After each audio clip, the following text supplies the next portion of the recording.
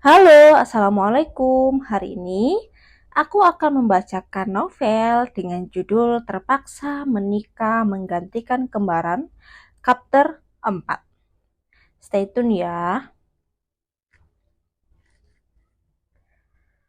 Beberapa menit berlalu setelah Hana pamit pada Sian untuk mengemas pakaiannya. Gadis yang tak sempat melepas gaun pengantinnya itu tampak keluar dari kamar Hani dengan tangan menenteng beberapa lembar pakaian. Bukankah dia harus berakting jadi Hani untuk sementara waktu di depan Sean?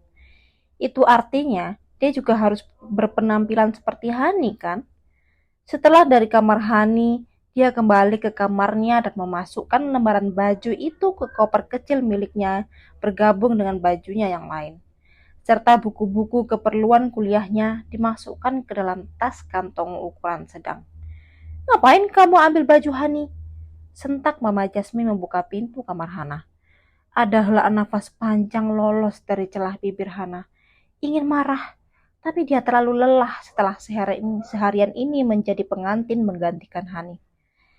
Mama masih nanya kenapa? Mama maksa aku gantiin Hani sementara kan? Sedangkan aku nggak punya pakaian yang cantik kayak Hani. Jadi ya wajar lah kalau aku ambil beberapa dari lemarinya. Karena nggak mungkin aku berpenampilan seperti Hana pada umumnya di depan Sean kan? Ntar dia ilfil lagi. Jawab Hana sesantai mungkin, bahkan mengulas sedikit senyuman, membuat ubun-ubun Mama Jasmine memanas. Keterlaluan kamu ya, geram Mama Jasmine. Alis Hana mengernyit disertai mulutnya yang setengah terbuka melihat respon geram sang mama padanya. Kenapa mama jadi nyalahin aku? Salahin Hani yang pergi ninggalin pernikahannya sampai harus aku yang jadi kambing hitam. Oh, pikir aku suka dengan keadaan ini? Gak ada angin, gak ada hujan. Tiba-tiba sekarang aku jadi istri orang. Meskipun itu istri pengganti sementara. Berharap aja Sian gak sadar kalau aku ini bukan Hani. Selesai dengan barang bawaannya, Hana mengeret koper dan menenteng paper bag plastik itu keluar kamar meninggalkan mamanya yang masih menggeram. Mama akan pastikan Hani cepat kembali ke rumah dan sampai saat itu tiba, jangan kamu mau diajak tidur sama Sian. Karena setelah Hani kembali, kalian akan bertukar posisi. Ngerti kamu? Ucap Mama sebelum Hana menginjakkan kaki menuruni anak tangga. Hana menoleh ke belakang menatap sang mama.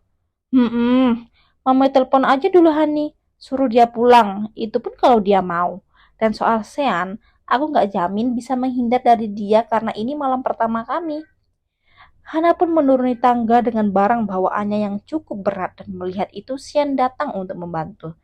Jika Sian tahu dirinya bukan Hani, pasti Sian tak akan sebaik ini kan? Pa, aku pamit ikut sama Sian ya. Papa jangan kangen sama aku. Pamit Hana seraya mencium punggung tangan Papa Anggara. Papa pasti bakalan kangen sama kamu sayang. Maafin Papa ya, ucap Papa Anggara lirih. Kok minta maaf sih, Pa? Harusnya Papa senang anak Papa udah bersuami dan gak akan nyusahin Papa lagi sekarang. Kapan-kapan, kalau aku gak sibuk dengan kuliah, aku pasti mampir kemari kok. Hana lalu menoleh mamanya yang baru tiba di anak tangga terakhir. Ma, jagain Papa buat aku ya. Jangan ngomel-ngomel terus, nanti cepat tua. Sama jangan lupa telepon anak kesayangan Mama. Bilangin kalau adiknya udah nikah duluan. Sorry, dilangkahin. Jeda beberapa saat karena Hana menatap Mama dan Papanya bergantian. Jika ini adalah pernikahannya, dia pasti akan kekeh mengajak suaminya, siapapun itu, untuk menginap semalam dua di rumah orang tuanya. Tidak seperti sekarang ini, dia malah ingin cepat-cepat pergi dari rumahnya sendiri. Tidak peduli, sampai ke rumah Sian nanti akan seperti apa. Kalau menurut Hani sih Sian tipe pria yang posesif. Mungkin setelah ini dia tak akan bisa leluasa keluar rumah kalau bukan urusan kuliah. Kerja pun tak akan bisa. Lagi pula dia pasti sudah dipecat dari kerjaan karena tidak datang kerja hari ini. Selesai memandangi orang tuanya, Hana menoleh pada Sian, mengangguk kepalanya tanda dia siap untuk dibawa pergi dari rumah itu. Sian pun pamit pada mertuanya. Sekali lagi, saya izin bawa Hani pulang ya. Papa sama Mama tenang aja. Saya akan bertanggung jawab dan jagain istri saya sepenuh hati. Ujar Sian serius. Dan akhirnya, Hana pun keluar dari rumah yang sudah dia tempati selama 21 tahun ini.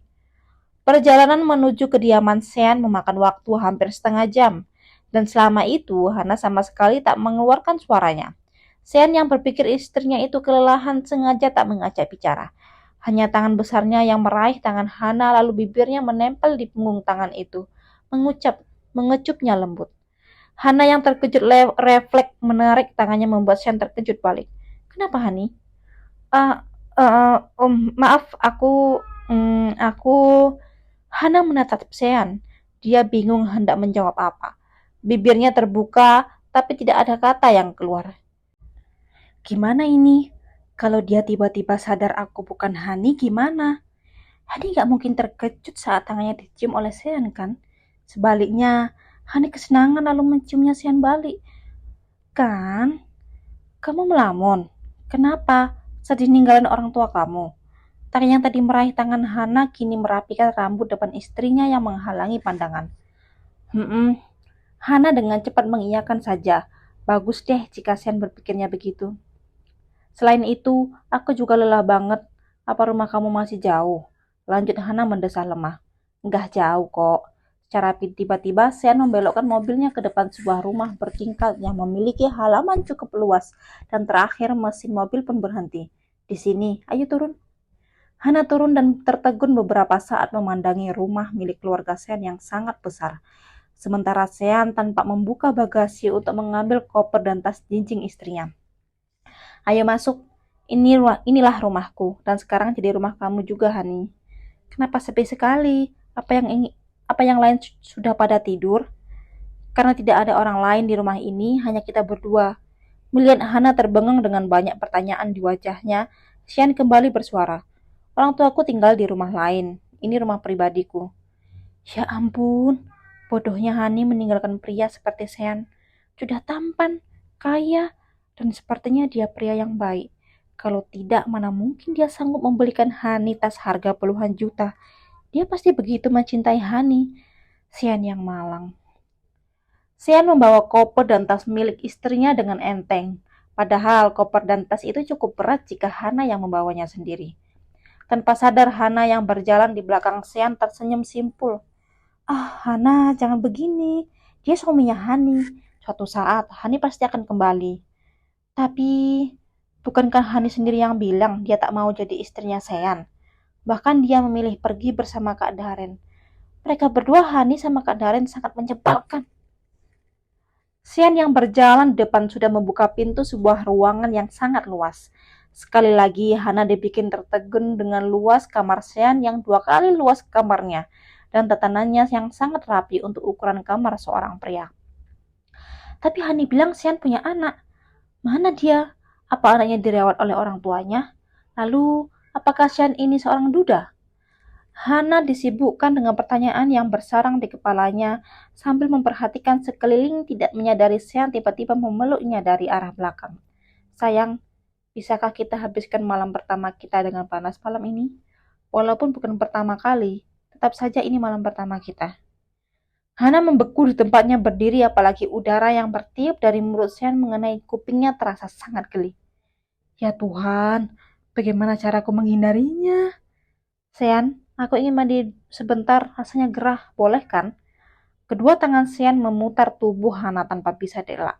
Sehingga kini Hana berdiri menghadap Sean. Tentu saja boleh, Hani. Setelahnya, bibirnya mendarat memagut bibir Hana yang dikiranya Hani dengan sangat pro. Ini ciuman pertamaku. Hana kemudian berlari masuk ke kamar mandi dan menghabiskan waktu hampir setengah jam di dalam situ untuk membersihkan tubuhnya. Sebenarnya durasi mandinya tidak selama itu. Dia bukan Hani yang banyak perawatan sepanjang mandi. Paling lama 10 menit. Tapi ini dia sengaja memperlama mandinya karena tidak tahu harus berbuat apa jika Sean menyerangnya nanti. Masalah bagi Hani karena dia tak membawa baju kamar mandi. Bahkan dia belum buka kopernya sehingga dia tak punya apa-apa untuk dipakai keluar kamar. Hanya handuk bersih yang tersedia di kamar mandi itu. Dengan terpaksa dia memakainya dan keluar dengan langkah perlahan berharap Sean sudah terlelap karena menunggunya terlalu lama. Sudah selesai, Hani? Hana kembali membeku mendengar suara Sean. Apalagi setelahnya terdengar langkah kaki yang berjalan menghampirinya. Handuk yang dipakai melilit tubuhnya dilepas oleh Sean hingga jatuh tergeletak di lantai. Rasanya, Hani ingin pingsan saja sekarang karena pria itu kini melihat tubuh polosnya. Sean langsung membopong tubuh polos Hana ke tempat tidur dan mencumbuinya tanpa Hana tahu bagaimana cara mengelaknya. Namun bertepatan dengan Sean yang menyusuri kedua belah bukit kembar itu bergantian, dia melihat sesuatu yang membuatnya tersentak dan menjauh. Kamu bukan Hani. Sampai di sini cerita dari chapter 4. Nantikan chapter 5 di video aku selanjutnya ya. Jangan lupa like dan subscribe. Terima kasih.